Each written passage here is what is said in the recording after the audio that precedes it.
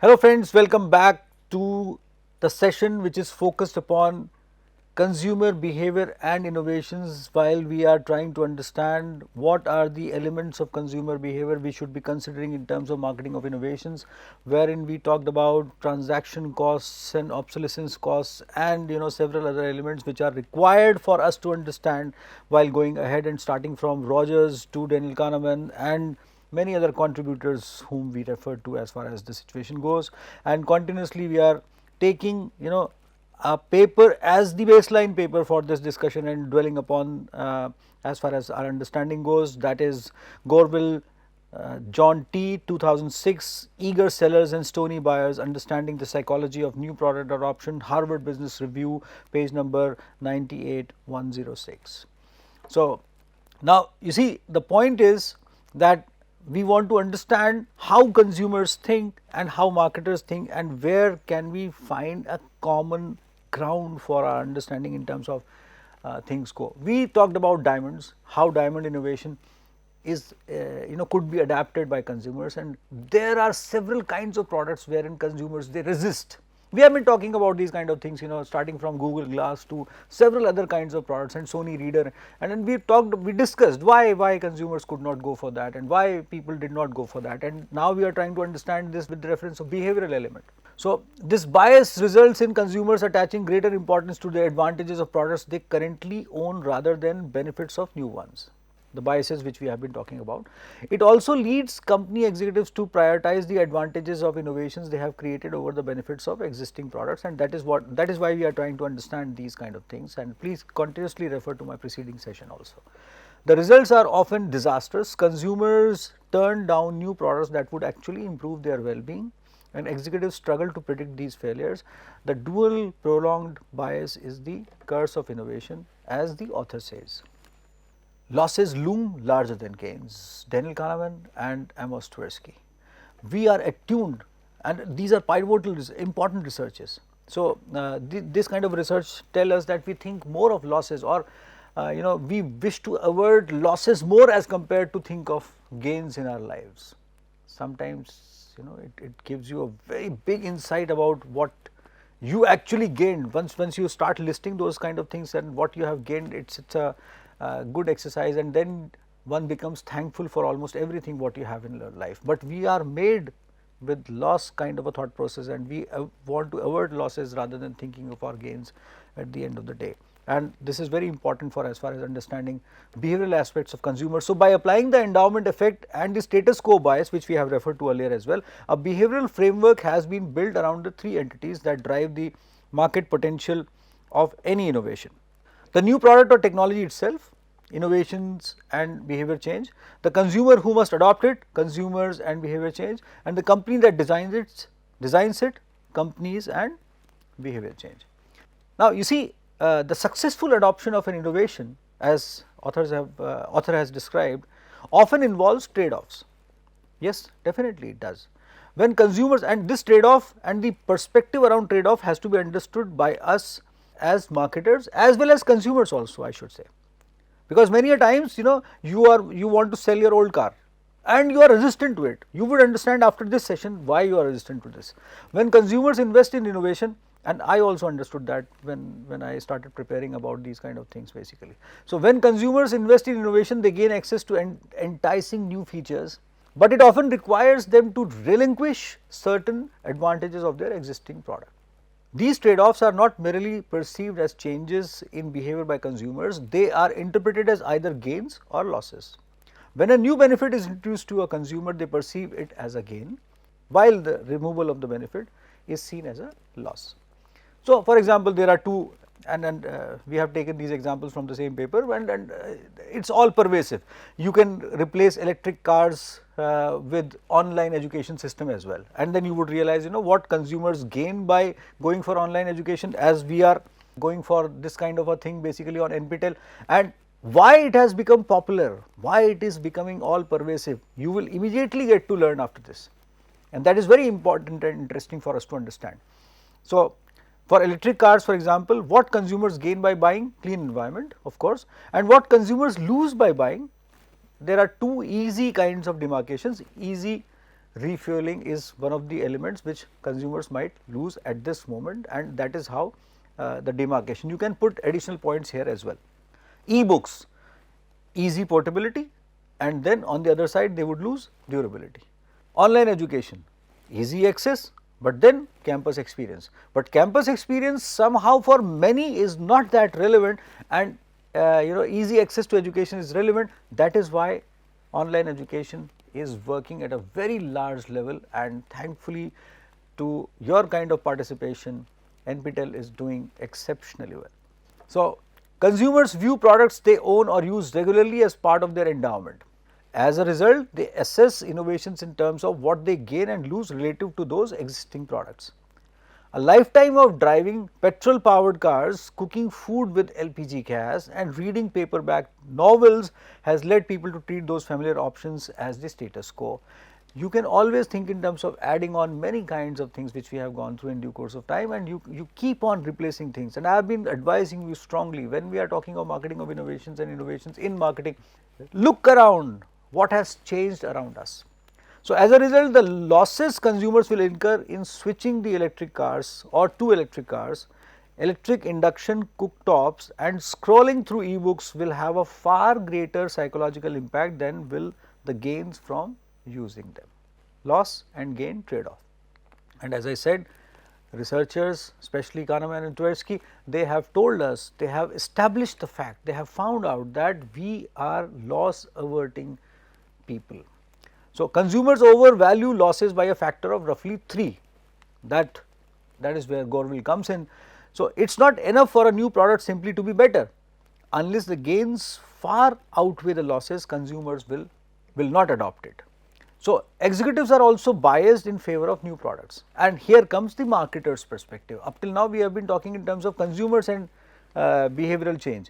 Here we are talking of companies and behavioral change. So, executives are also biased about in favor of the new products. They feel that this is good. So, they are also biased, and there the consumers are biased more or less 3 times. Here companies are biased more or less 3 times, or marketers, and that we will see, and that is where Gorville comes in. So, having worked on new product for months, developers operate in a world where their innovations is the reference point. They have been living by that. They enjoy that, they are happy about it. They are convinced that the product works, they recognize the need for it, and they are keenly aware of the shortcomings of existing alternatives also, because they are working upon that, no. So, executives adopt the innovation as status quo perspectives. They fall victim to the endowment effect just as consumers do. They overvalue the benefits of the innovations by a factor of 3.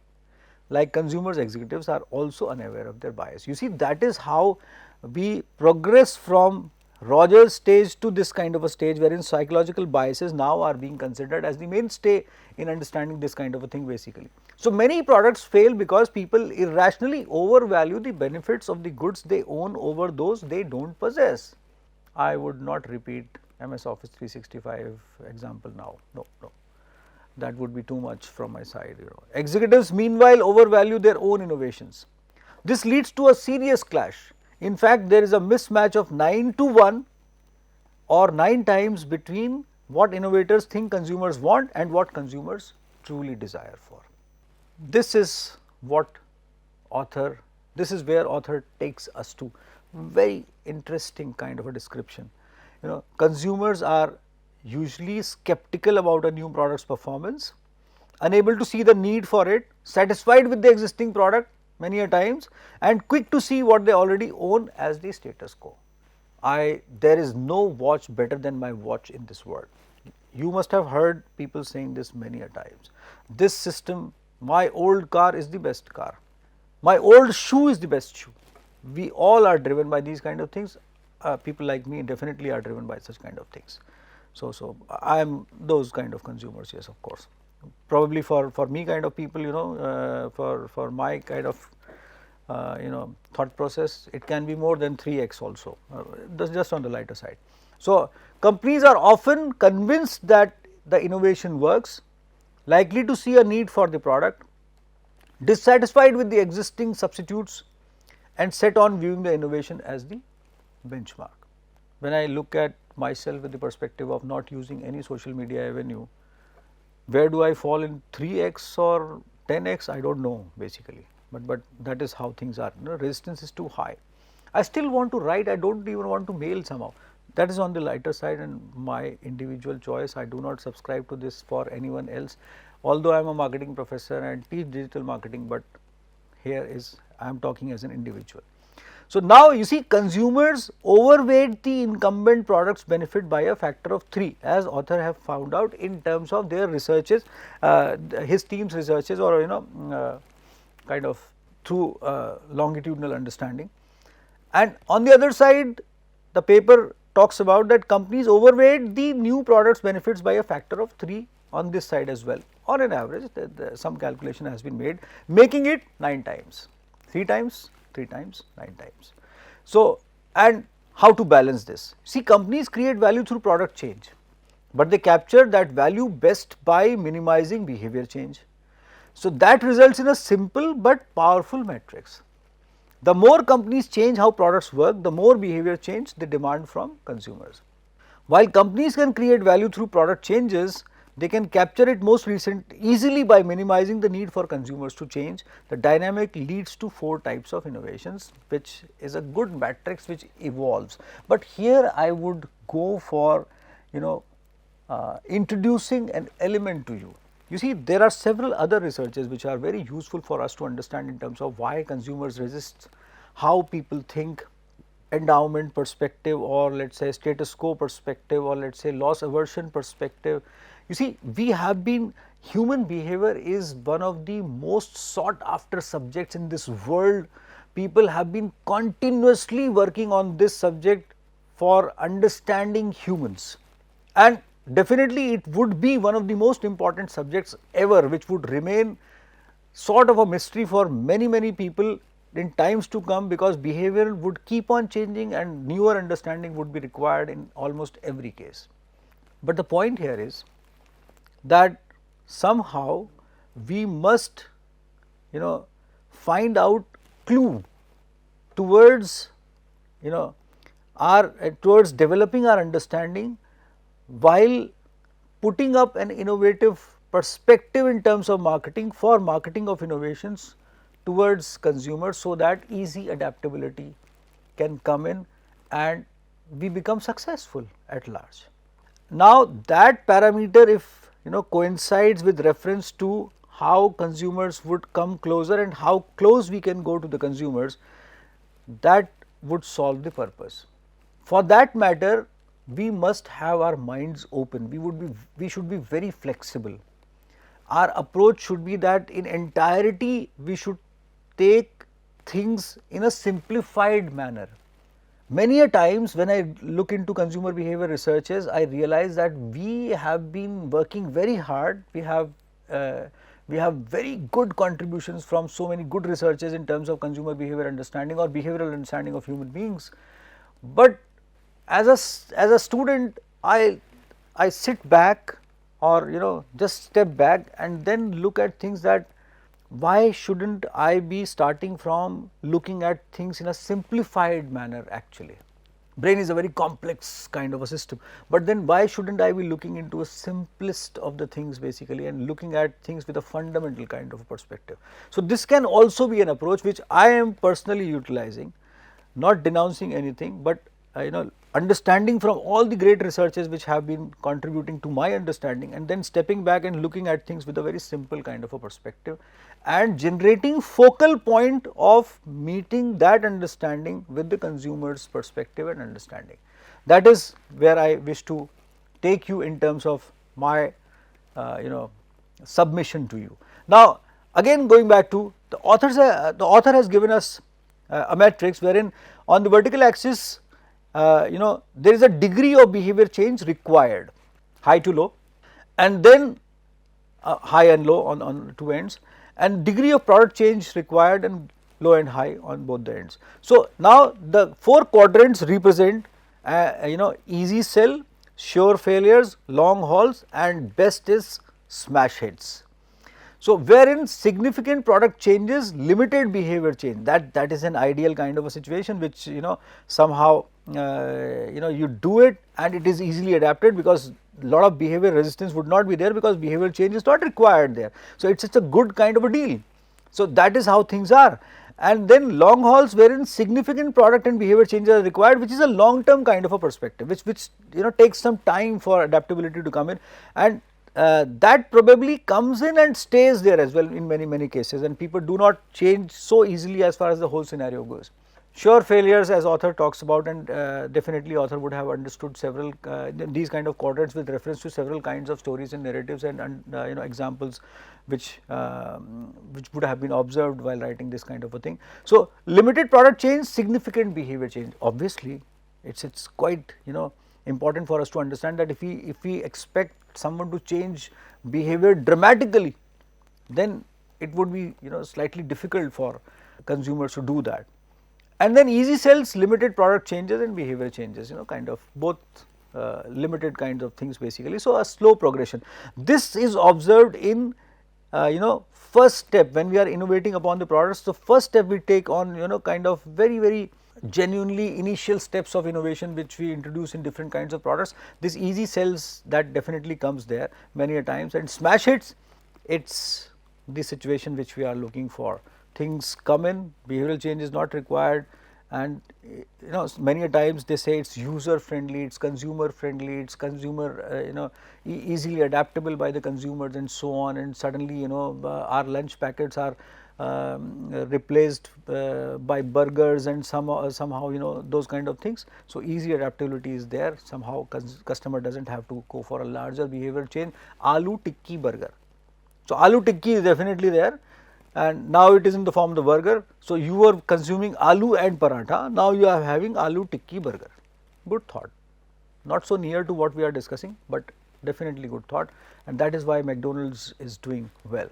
So, you see, easy sell, the most common new products are those that entail limited changes, require limited adjustment in behavior. Sure failures, companies should avoid developing products that involve limited changes and offer few benefits, but require significant behavior changes. Dovrak keyboard, for instance, which marginally improves typing speeds over the QWERTY keyboards, and so many experiments have been done in terms of as far as these kind of devices goes, and QWERTY keyboard but necessitates a significant, the earlier this Dvorak Dvorak keyboard that required a lot of behavioral shift basically. So, there are several kinds of good examples in terms of as far as the whole scenario goes, and numerous new products introduce when we are talking of long hauls. Products introduce substantial technological advancements delivering significant value, yet they demand substantial shifts in consumer behavior, and until unless whole of the world is moving towards that side, people do resist. So, you see the silver lining in, as the example says that as the developers of satellite radio have found that the road to adoption is slow and difficult, but such products, because consumer resistance is high, the silver lining is that many products we now consider commonplace like the cellular telephone and the Linux operating system face similar obstacles when they initially entered the market. And smash hits we have talked about in terms of as far as let us take the example of Google, a smash hit.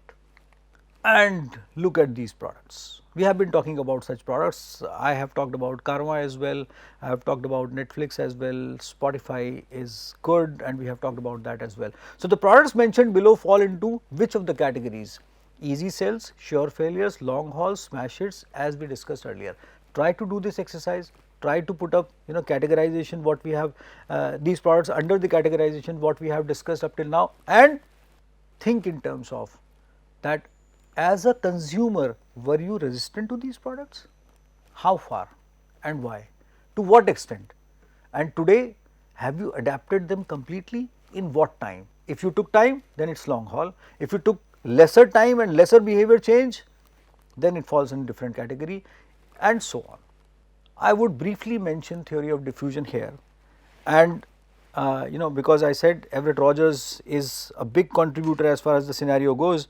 So, I will mention this theory here to elaborate upon that this is how it happens, and it is very important.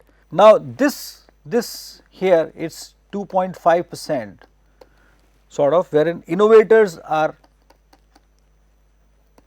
there.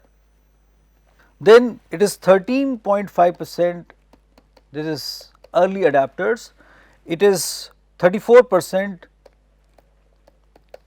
is early majority, then 34% late majority, and then 15% laggards. This is early majority, this is late majority, this is laggards, and this is laggards. And although this portion is not the part of theory of diffusion, but I deliberately requested my team to make it for people like me who are beyond laggards, who do not adapt many things till they live somehow. Please forgive me for this. This is not the part of the standard theory, not at all, but I deliberately kept it to demonstrate that aberrations like my behavior expression is also there, and so many people are extremely resistant to as far as the adaptation of innovation goes. So, that is the perspective around as far as the whole scenario goes. But theory talks about till here only. So, the diffusion of innovations theory, popularized by Everett Rogers in his book Diffusion of Innovation 1962, describes the process that occurs as people adopt a new idea, product, practice, philosophy, and so on. It seeks to explain how, why, and at what rate new ideas and technologies spread. And for details, you can refer to Rogers EM 2010, Diffusion of Innovations, Simon and Schuster, or my earlier lectures in different subjects. I have talked about this as well. Now, we are carrying forward our discussion towards what can be done. You see, innovation resistance is a resistance offered by consumers to an innovation either because it possesses potential changes from a satisfactory status quo or because it conflicts with their belief structure. Professor Jagdish Seth has quoted this in a paper Ram S. and Jagdish Seth JN 1989, Consumer Resistance to Innovations, the Marketing Problem and its Solutions, Journal of Consumer Marketing. Now, innovation resistance affects the timing of adoption as well. Adopters of innovations have been classified into 5 categories: early adopters, early majority, innovators, early adopters, early majority, late majority, and laggards, and one category which I proposed with reference to myself. So, that is not the part of the standard paper. So, now, but you see what can be done, managing consumer resistance, how to manage that. For many innovations, significant behavior changes is a given thing basically. The telephone changed how we interact with others, the automobiles transformed the way we deal with distances, and the PC revolutionized the way we work, laptop revolutionized the way we work, mobile phones revolutionized the way we work. In such cases, companies can do several things to manage consumer resistance. One is be patient. But you would say that this is not a remedy, this is compulsion many times. No, but author has systematically talked about how to be patient basically. Many times as a professor you have to be patient by this with the students as well. Many times you try to motivate them to do this and work hard, study hard, write papers, but then they say yes, why not, sure. But then after 2 months you realize you are standing, you are square one. So, you have to be patient, but many times that is compulsion and many times it is by choice. Strive for 10 times improvement, eliminate the old many a times, and these are important things which I would rush through for your reference. For many companies, the long haul option is unattractive. Innovations that offer 10 times improvements are rare and eliminating the old is impossible as well. These companies must minimize consumer resistance by making behaviorally compatible products, seek out the unendowed, find believers. And you see, companies can reduce or eliminate the behavioral change that innovations require, thereby creating smash hits. Toyota employed this strategy effectively in its hybrid electrical vehicles such as Prius. The Prius, and we have talked about that earlier as well. The Prius offers drivers a combination of traditional internal combustion engine and a novel self-changing electric engine as such. Consumers benefit from significantly improved gas mileage while retaining all the advantages of established alternative as far as the Prius goes, and you see a large number of units were sold. When we say seek out the unendowed, means that a company can also seek out consumers who are not yet users of incumbent products. Burton Snowboards, headquartered in Burlington, Vermont, has successfully achieved this. It also reminds us of blue ocean strategy as well, going for non-users many a times. There can be a similar context to it, and that is why I am reminding you of this kind of a situation. Find believers. Another option is for a company to seek out consumers who price the benefits they could gain from a new product or only lightly value those they would have to give up. These kind of people would definitely be there as far as the whole scenario goes.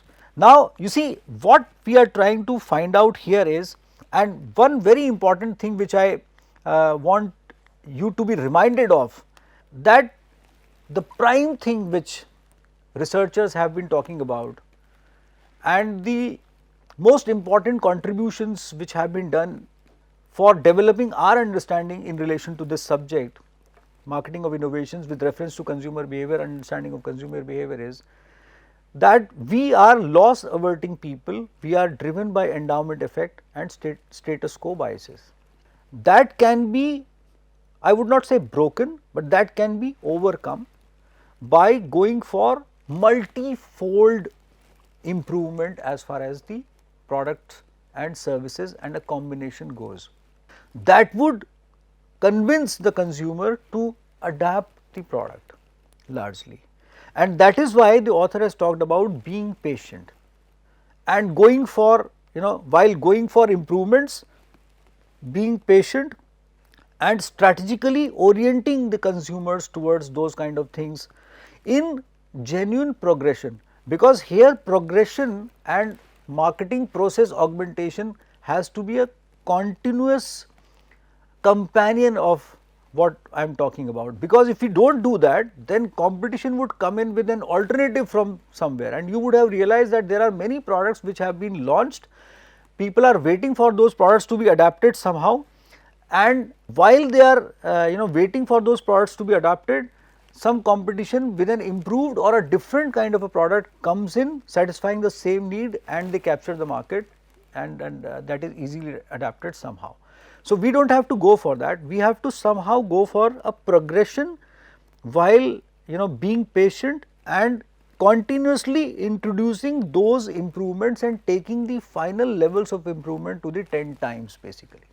If you will go into Scorpio's story, if you will go into several other stories wherein the propounders, the people, the protagonists, the main heroes of the story, they have actually continuously built up this scenario while bringing customers near to the adaptation, as well as continuously introducing improvements and innovations, from taking it to 2x to 3x to 4x to 5x to 10x, or let us say starting from beyond 3x, because 3x is the basic limit as per the discussion we are going through, but they are taking it towards that kind of a level of improvement through a gradual improvement cycle, or let us say through a gradual progression, so that competition is also faced nicely.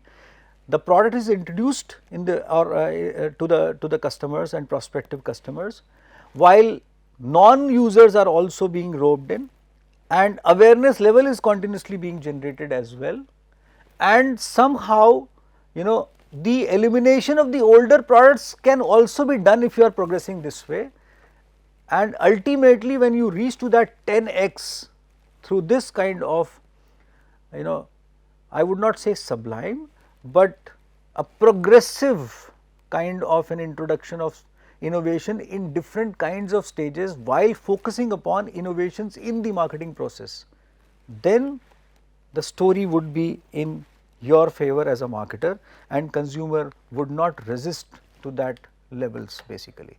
And that is why I am continuously emphasizing upon the fact that we have to think in terms of marketing of innovations through our understanding of innovations in marketing. I think by this time it is making sense why we are trying to understand the subject here which is being offered. If you are enjoying it, keep writing to us, keep getting involved in developing your understanding on this. I will be coming back to you with further more insights and inputs on few of the remaining aspects while we are going through this journey. I will be coming back. Till then, goodbye.